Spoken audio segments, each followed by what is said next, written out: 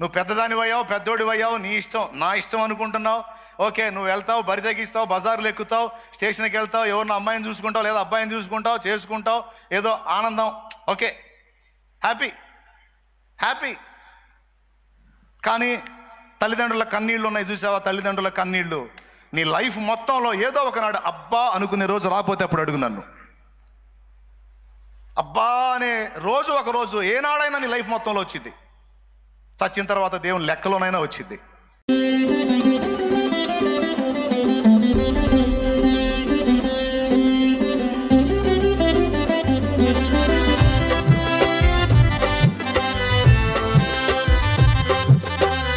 Brother ఫలానోడు ఇట్టంటగా తెలిసిందా నీకు?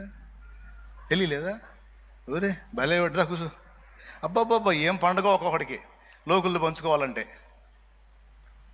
ఏం పండుగ దా కూర్చో. బాయ్ రొంటి మళ్ళీ టీ తాగుతా. ఈ సుత్తి మీటింగ్కి మళ్ళీ టీ తాగుతా. మొత్తం రాయబడతాయి ఆడ. అదే మలాకి గ్రంథంలో చెప్పింది.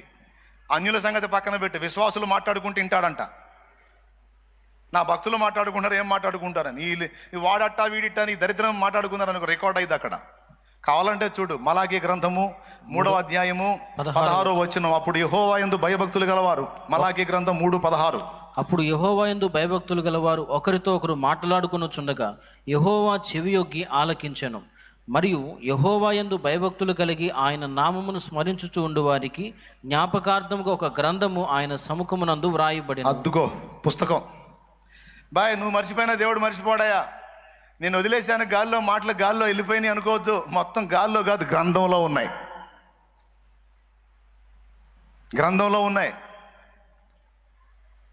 కొంతమంది వాళ్ళు చేయరు, కానీ లోకుల పాపాలు పంచుకుంటూ ఉంటారు. లోకుల పాపాలు పంచుకుంటూ ఉంటారు. అది కూడా దరిద్రమే. నీకెందుకు? నీకేమన్నా చెప్పాడా పందారాలు చేయమని, పంపిణీ చేయమని, దుర్వార్తలు వ్యాపింపజేయమని ఏమని చెప్పాడా? సువార్త చెప్పరు ఇంత ఇంట్రెస్ట్గా. చాయ్ చెప్పి చాయ్ తాగుతాం, చాయ్ తాగుతా 2 మాటలు విందాం దేవుని మాటలని సువార్త చెప్పరు. కానీ లోకుల విషయంలో పందేరాలు మాత్రం బాయ్ 2 కాఫీ. ఇప్పుడు మేము లోకుల పాపాలు పంచుకోబోతున్నాం, కాఫీ తాగుతా పంచుకుంటాం. తమ్ముళ్ళు తేలిగ్గా తీసుకోవద్దు. మన మాటలు దేవుణ్ణి దృష్టిలో పెట్టుకొని మాట్లాడాలి. నేను ఈ విధంగా వ్యాఖ్యలు చేస్తే నా దేవుడు అవి లెక్క అడిగితే నేనేం సమాధానం చెప్పాలి? అవి నిజమో కాదో నిర్ధారణ లేని మాటలు నేను మాట్లాడకూడదు. నాకెందుకు? అది నా పని కాదు కదా. అవసరమైతే ఒకవేళ ఎవడన్నా తప్పు చేస్తుంటే ఆ తప్పుని కప్పిపుచ్చుదాం. ప్రేమ దోషములను కప్పునని రాస్తుంది కాబట్టి నా సహోదరు తెలియక చేసిందేమో, నా సహోదరుడు తెలియక చేశాడేమో, దిద్దుకునే అవకాశం ఇద్దాం. అవసరమైతే కవర్ చేద్దాం, కప్పిపుచ్చుదాం, కాపాడదామన్న మైండ్ ఉండాలి. కానీ బయటేద్దాం, నలుగురిలో నవ్వుల పాలు చేద్దాం అనేటువంటి ధోరణి మంచిది కాదు. మనుషుడా జాగ్రత్త, నువ్వు ఏ కొలత కొలుస్తావో అదే కొలత నీకు తిరిగి కొలవబడిద్ది అనే మాట బైబిల్లో రాస్తుంది. ఒక బిడ్డకి మనం ఇలా చేస్తే అదే తీర్పు మళ్ళీ మన బిడ్డలకు జరిగే అవకాశం ఉంది. కనుక ఎవరు స్త్రీ అయినా పురుషుడైనా సరే గుండెల్లో భయం పెట్టుకొని బతకాలి. లోకులు పిల్లలు కదా అని మనకిష్టం వచ్చిన తీర్పులు తీరిస్తే దేవుడు రేపు మన బిడ్డలకు కూడా అలాంటి తీర్పులు తీర్చే అవకాశం ఉందని జాగ్రత్త పడాలి. అర్థమైందా మీకు? అర్థం కాలేదా? ఇది అర్థం కాకపోవటానికి అంత పెద్ద బైబిల్లోని మరణం ఏం కాదులే. ఇది ఎందుకు అర్థం కాదు? సూపర్గా అర్థమైంది. స్తోత్రం. ఏమో మర్మమా? 3వది ఏంటి? బంధాలు, అనుబంధాల విషయంలో, బాధ్యతల విషయంలో విమర్శ దినాన్ని లెక్క దృష్టిలో పెట్టుకొని మనం ప్రవర్తించాలి. కొంతమంది కష్టపడి కని పెంచి పెద్ద చేసిన తల్లిదండ్రుల్ని నవ్వుల పాలు చేసి నడి వీధుల పాలు చేసేటువంటి పిల్లలు ఉన్నారు. అప్పటిదాకా అదే తల్లి పాలు తాగి రొమ్ము గుద్దినట్టుగా అప్పటిదాకా ఆ తల్లిదండ్రుల రెక్కల నీళ్ళలోనే పెరిగి పెద్దవారై వాళ్ళ అవసరాలన్నీ గడిపేసుకొని తీరా వాళ్ళకంటూ స్వేచ్ఛ వచ్చిన తర్వాత, స్వతంత్రులైన తర్వాత, వాళ్ళ కాళ్ళ మీద వాళ్ళు నిలబడే పొజిషన్కి వచ్చిన తర్వాత తల్లిదండ్రులను స్టేషన్ పాలు చేస్తారు. తల్లిదండ్రుల పేరు బదనాం చేస్తారు, నలుగురిలో నవ్వుల పాలు చేస్తారు. పిల్లలారా, నేను చెప్తున్నా, ఆ ఎఫెక్ట్ అనేది నీ లైఫ్ మొత్తంలో ఏదో ఒక ఘట్టంలో నువ్వు అనుభవిస్తావు. నేను చెప్పే మాట మర్చిపోవద్దు. నువ్వు పెద్దదానివయ్యావు, పెద్దోడివయ్యావు, నీ ఇష్టం, నా ఇష్టం అనుకుంటున్నావు. ఓకే, నువ్వు వెళ్తావు, బరి తగ్గిస్తావు, బజార్లు ఎక్కుతావు, స్టేషన్కి వెళ్తావు, ఎవరిని అమ్మాయిని చూసుకుంటావు లేదా అబ్బాయిని చూసుకుంటావు, చేసుకుంటావు, ఏదో ఆనందం. Okay, happy happy. కానీ తల్లిదండ్రుల కన్నీళ్ళు ఉన్నాయి చూసావా? తల్లిదండ్రుల కన్నీళ్ళు నీ లైఫ్ మొత్తంలో ఏదో ఒకనాడు అబ్బా అనుకునే రోజు రాకపోతే అప్పుడు అడుగు నన్ను. అబ్బా అనే రోజు ఒక రోజు ఏనాడైనా నీ లైఫ్ మొత్తంలో వచ్చింది. చచ్చిన తర్వాత దేవుని లెక్కలోనైనా వచ్చింది. అందుకే దేవుని పిల్లలారా, మీరు నన్ను ప్రేమించి వెంబడించే బిడ్డలు కనుక తస్మాత్ జాగ్రత్త. విచ్చలవిడిగా నీ ఇష్టం వచ్చినట్టుగా బతికి రేపు దేవుని తీర్పులో విమర్శ దినంలో నిలబడే పరిస్థితికి తెచ్చుకోవద్దు. శాపాన్ని కొని తెచ్చుకోవద్దు. మిమ్మల్ని కని పెంచి పెద్ద చేసి మీ జీవితాన్ని మంచిగా అందంగా తీర్చిదిద్దిన తల్లిదండ్రులకు మీ భాగస్వామిని వెతికే ఛాన్స్ కూడా ఇవ్వండి. మీకు మీరే డిసైడ్ చేసుకోవద్దు, మీకు మీరే నిర్ణయాలు చేసేయొద్దు. కొంతమంది వాళ్ళకు వాళ్ళే ఓన్గా డిసైడ్ చేసుకుంటారు. ఇప్పుడు నేను ఈ మాటలు చెప్తున్నా, కొంతమందికి ఏడ్చోలే పోవే అన్నట్టు ఉంటుంది. ఓకే, ఏమైంది, ఏడ్చావులే పో, అడిగిపోతా, నేను అడిగిపోను, నేను ఎప్పుడు ఇక్కడే ఉంటాను. దేవునికి స్తోత్రం. నీకయిద్ది ఏంటి, ఒకరోజు పెళ్ళి కాదు, బతుకంతా పెళ్ళి అయింది. అది ఆడపిల్లలకి మగపిల్లలకి మొత్తానికి చెప్తున్నా. న్యాయమా కాదా? నేను ఇలాగ నా ఇష్టానికి నేను బతికేస్తే దేవుడు నన్ను లెక్క అడిగితే నేనేం చెప్పాలి? ఛీ, ఇది న్యాయం కాదు. నా తండ్రి ఎన్నో ఆశలు పెట్టుకున్నాడు, నా తల్లి ఎన్నో ఆశలు పెట్టుకుంది. ఒకవేళ నాకు ఇష్టమైందైనా సరే వాళ్ళ అనుమతి లేకుండా నేను అడుగు వేయకూడదు అనేటువంటి నీతి ఎంతమంది పిల్లల్లో ఉంది ఈరోజు? సో బయట ప్రపంచాన్ని వదిలిపెడితే దేవుని బిడ్డలుగా ఉన్న మీరైనా జాగ్రత్తగా ఉండాలని ప్రేమతో తెలియజేస్తా ఉన్నాను. అలాగే తల్లిదండ్రులు కూడా పిల్లల బాధ్యతలు నెరవేర్చే విషయంలో జాగ్రత్తగా ఉండండి. అయిపోయింది. 3. 4వది యథార్థత విషయంలో జాగ్రత్తగా ఉండాలి. ప్రతిరోజు విమర్శ దినాన్ని దృష్టిలో పెట్టుకొని పనిచేయాలి. యథార్థత. దేవుడు యథార్థవంతులను ఇష్టపడతాడు, యథార్థతను గమనిస్తూ ఉంటాడు. కొంతమందిని నేను గమనిస్తూ ఉంటాను. ఇప్పుడు నువ్వు ఒక దగ్గర పనికి వెళ్ళావు, పని చేస్తున్నావు. కొంతమంది ఎట్లా చేస్తారు తెలుసా? యజమాని ఉన్నప్పుడు మామూలు హడావుడి చేయరు. యజమాని ఉన్నప్పుడు అబ్బా వీడు ఎంత నమ్మకస్తుడు రా, అబ్బా ఇటు ఒరిజినల్ రా నాయన అన్నంత బిల్డప్ ఇస్తారు. వాడు అటు బాగానే ఇటు సైలెంట్గా కూర్చుంటాడు, తరే అనుకుంటాడు. అంటే సో మాస్టర్ అన్నమాట. ప్రియులారా, గుర్తుపెట్టుకోండి, సేవలో నిన్ను పెట్టినా, పరిచర్యలో నిన్ను పెట్టినా, బలిపీఠం దగ్గర నిన్ను పెట్టినా, లేదా బయట నువ్వు పనికి వెళ్ళినా, ఎక్కడ నిన్ను ఏ పనికి ఏ బాధ్యతకి నిన్ను అప్పచెప్పినా నీలో యథార్థత ఉండాలి.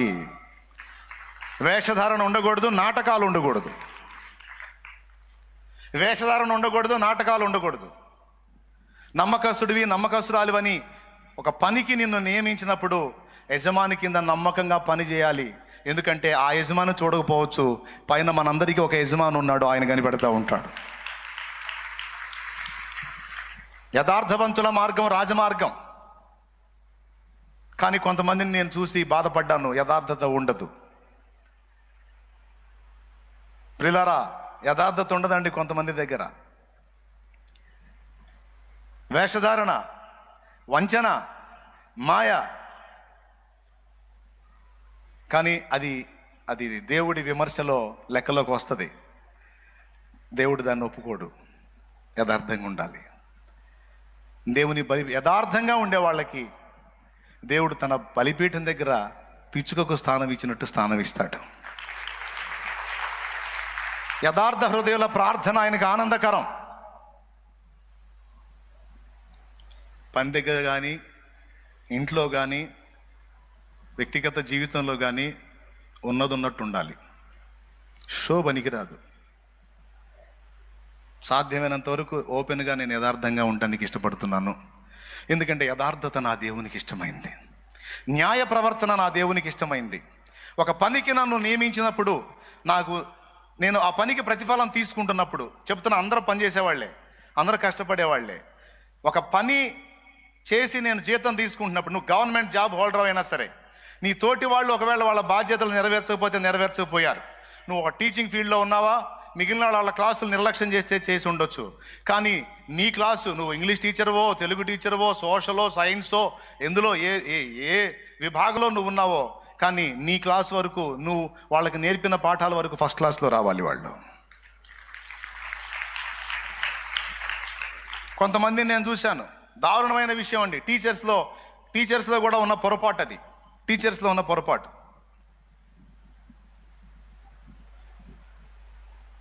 10వ తరగతి వాడు చదువుతున్నాడు, 10వ తరగతి చదువుతున్నాడు వాడు. నా పేరు రాయరంటే వాడు తెలుగులో రాయాలా, ఇంగ్లీష్లో రాయాలా? నా పేరు రాయరంటే తెలుగులో రాయాలా, ఇంగ్లీష్లో రాయాలా?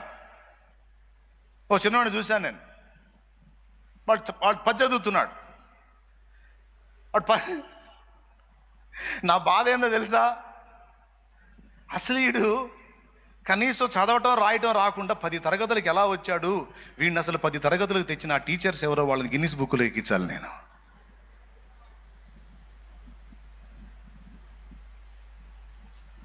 నాకు తెలిసి వాడు ఎన్ని లంచాలు పెట్టుంటాడండి పక్కన వాళ్ళు వాడికి ఎగ్జామ్లో చూపించడానికి. వాడు ఎంతమంది కాళ్ళు పట్టుకుని ఉంటాడు, తోటి స్టూడెంట్స్ కాళ్ళు. ఎందుకు? వాడికి ఏం రాదు, ఎగ్జామ్ రాయాలి. పక్కనోడి దగ్గర పక్కనోడి లంచాలు ఇచ్చి కాపీలు అందుకొని మొత్తం మీద వాడు 10కి చేరాడు. 10కి చేరాడైతే కానీ వాడికి ఏం తెలియదు. కానీ ఇన్ని తరగతులలో ఎంతోమంది టీచర్స్ దగ్గర వాడు మారుంటాడు, కానీ ఒక్కళ్ళు కూడా వాడిని పట్టించుకోవాలి. ఏం పట్టించుకుంటావు సార్, పోయామా చెప్పామా వచ్చామా అని. నేను చెబుతున్నా, కనీసం నువ్వు చేసేటువంటి పనికి ప్రభుత్వం దగ్గర పైసలు తీసుకుంటున్నావు, లేకపోతే ప్రైవేట్ అనుకో, ప్రైవేట్గానే చెప్తున్నావు అనుకో, ప్రైవేట్ టీచర్ అనుకో, పైసలు తీసుకుంటున్నావు. తీసుకున్నప్పుడు గుండెల్లో ఒక భయం ఉండాలి, కనీసం నేను చేసేటువంటి ఫీల్డ్కి నేను న్యాయం చేయాలి అని. పిల్లలకు నేను న్యాయం చేయాలి, వాళ్ళలో విద్య రానటువంటి వాళ్ళకి నేను జాగ్రత్తగా నేర్పాలని. పనిచేసే కార్మికుడు అయితే నేను ఇంత జీతం తీసుకుంటున్నాను, ఇంత డబ్బు తీసుకుంటున్నాను తగ్గట్టుగా నేను చాకరీ చేసి అక్కడ చూపించాలి. అట్లా నువ్వు ఏ ఫీల్డ్ అయినా సరే విమర్శ దినం ఒకటి ఉంది. కొన్నిసార్లు కొన్ని విమర్శలు భూమి మీద ఎదుర్కొంటాం మనం, కొన్ని తీర్పులు భూమి మీద ఎదుర్కొంటాం, కొన్ని మనం చేసిన బుద్ధి తక్కువ పనులకు భూమి మీదే శిక్ష అనుభవిస్తాం. రేపు చచ్చిన తర్వాత కూడా అక్కడ కూడా దేవుని లెక్కలోకి వస్తాం. అందుకే చెబుతున్నాను, యథార్థంగా ఉండాలి. ఇది మీకు కామన్ పాయింట్ అనిపించవచ్చు, మామూలే కదా అనిపించవచ్చు, కానీ దేవుని వాక్యం చెప్తుంది యథార్థ హృదయుల ప్రార్థన ఆయనకు ఆనందకరము అని రాస్తుంది. దేవుని దగ్గరకు వచ్చినప్పుడు నీ నీతి నియమాల గురించి మాట్లాడొద్దు. దేవా నేను బలహీనుడను, ఇదిగో నేను ఇలా ఉన్నానని చెబుతూ రావాలి దేవుని ముందుకి. క్లాసుగా నైస్గా పీస్గా హల్లెలూయా స్తోత్రం లార్డ్ హల్లెలూయా ఓ గ్లోరీ లార్డ్ అనుకుంటాను వచ్చేదో అఫీషియల్గా 4 ముక్కలు మాట్లాడితే దేవుడు ఏదో ఒళ్ళు వంగిపోయి ఆహా ఓహోహో అనుకోడు. సోదాపు ఏంది నీ సంగతి చెప్పంటాడు. అప్పుడు దేవుని ముందుకు వచ్చినప్పుడు ఎలా రావాలి నువ్వు? దేవా నేను ఇలాగా బలహీనుడనై ఉన్నాను, నీ ప్రేమను ఆధారం చేసుకుని ఎన్నోసార్లు బరి తెగించి అడుగులు వేయబోయాను ప్రభా, ఇదిగో నేను యథార్థంగా ఒప్పుకుంటున్నాను, నేను నీ ఎదుట వంకర టింకరగా ఉన్నాను, దయచేసి నన్ను క్షమించు, నీ రక్తంతో నన్ను కడుగని యథార్థ హృదయంతో దేవుని ముందుకు రావాలి. నైస్ పీస్గా కాదు, యథార్థ హృదయంతో ఉన్నట్టు దేవుని ముందు చెప్పుకుంటూ దేవుని దగ్గరికి రావాలి. అంతేకాదు యథార్థవంతుల త్రోవ రాజమార్గం అన్నాడు, యథార్థవంతుల ప్రార్థన ఆనందకరం అన్నాడు, యథార్థవంతులకు చీకటిలో వెలుగు పుట్టునన్నాడు, యథార్థవంతుల గృహము వర్ధిల్లుతుందన్నాడు. యథార్థతను దేవుడు చాలా ఇష్టపడతాడు ప్రియులారా.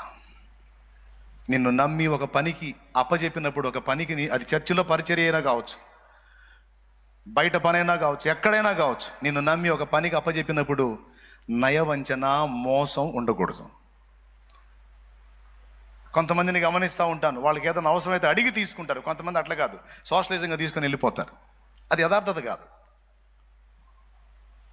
అది యథార్థత కాదు. యథార్థత ఏంటంటే నీకు కావాలా అడిగి తీసుకో.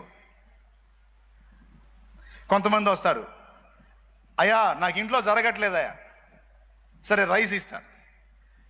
దారుణం ఏంటంటే ఇక్కడ ఇది దాటిన తర్వాత నమ్మేస్తారండి అట్నే. ఎన్నిసార్లు బకరాయానో నేను, ఎన్నిసార్లు బకరాయానో. అయ్యా ఇల్లు అస్సలు జరగట్లేదయ్యా, ఇంట్లో అస్సలు లేవయ్యా అనుకుంటూ వస్తారు. అబ్బాయి వాళ్ళకి రైస్ ఇచ్చి పంపించండి. ఆ రైస్ మూట గేటు దాటితేనే కొట్లు ఉన్నాయి, ఏదో కొట్లో ఇచ్చి డబ్బులు తీసుకుని వెళ్ళిపోతారు. ఈ గొడవ ఎందుకు? ఇంట్లో జరగట్లేదు, అన్నానికి లేదని రైస్ అడిగి మళ్ళీ అక్కడ ఒక వ్యాపారం చేయకపోతే నాకు ఇంట్లో ఇది అవసరం ఉందా అని డబ్బే అడుగు. ఇప్పుడు నాకు 200 రూపాయలు కావాలయ్యా, నా ఇంట్లో కూరక లేదనుకో, డైరెక్ట్గా 200 తీసుకో, ఇబ్బంది లేదు. కానీ నాకు ఇంట్లోకి లేదు అని రైస్ అడిగి రైస్ తీసుకొని ఇక్కడ నుంచి అవతలకి వెళ్ళి వాళ్ళు ఎట చూస్తారు తెలుసా? నాకెళ్ళి ఏదో అభియంగా ఉన్నవాళ్ళు ఎట చూస్తారు తెలుసా? ఈడు బకరా అవుతున్నాడు, వీడికి తెలియట్లా. వాళ్ళు నాకెళ్ళి చూడటం, ఈడు వస్తా సోది పాస్టర్ వచ్చినోడు కల్లా ఎత్తుంటాడు, వాళ్ళే మా దగ్గర ఇచ్చి వ్యాపారం చేసుకొని పోతున్నారు. భయం, భయం, గుండెల్లో భయం, విచ్చలవిడి జీవితాలు. దేవుని మందిరమా, దేవుని సన్నిధాన భయం కూడా లేకుండా విచ్చలవిడిగా జీవించేటువంటి బ్రతుకులు కొన్ని.